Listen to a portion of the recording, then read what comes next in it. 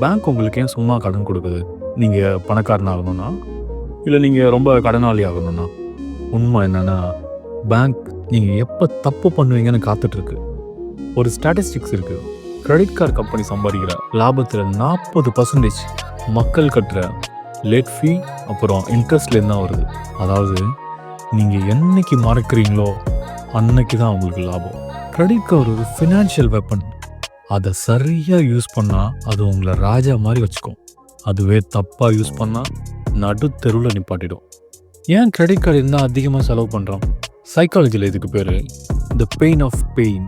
நீங்கள் கையிலேருந்து ஒரு 500 நோட் எடுக்கும்போது உங்கள் மூளைக்குள்ளே ஒரு வலி தெரியும். ஐயோ பணம் போகுதேன்னு தோணும்.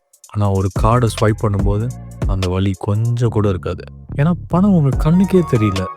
அதனால் 2000 சட்டை வாங்க போனவன் கிரெடிட் கார்டு இருந்தால் 5000 வாங்கிட்டு வருவான்.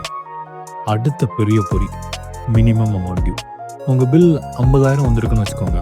ஆனால் பேங்க் உங்ககிட்ட சொல்லும், பரவாயில்ல சார், நீங்கள் வெறும் 2000 கட்டுங்க போதுன்னு. நாம் என்ன பண்ணுவோம்? தப்பிச்சிட்டோன்னு அந்த 2000 கட்டுவோம். ஆனால் மிச்சம் இருக்கிற 48,000 36%லேருந்து 42% வரைக்கும் வட்டி போடுவாங்க. உலகத்திலே அதிகமான வட்டி இதுதான். நீங்கள் மினிமம் டியூ கட்டிகிட்டே இருந்தால் அந்த கடன் அடைக்க குறைஞ்சது 20 வருஷமாவது ஆகும். அப்போ கிரெடிட் கார்டு வேணவே வேண்டாமா சார்? நான் அப்படி சொல்லவே மாட்டேன். கொஞ்சம் புத்திசாலித்தனமாக யூஸ் பண்ணணும். இதில் நிறைய லாபம் இருக்குது. 3 மெயின் ரூல் சொல்கிறேன் பாருங்கள். Number 1, the 30% rule. உங்கள் லிமிட் 1 லட்சம்னு வச்சுக்கோங்க. அதில் வெறும் 30,000 மட்டும் யூஸ் பண்ணுங்கள். இப்படி யூஸ் பண்ணிங்கன்னா உங்கள் சிவில் ஸ்கோரும் ஏறும், உங்களுக்கு எந்த பிரச்சனையும் வராது. Debit card mind set.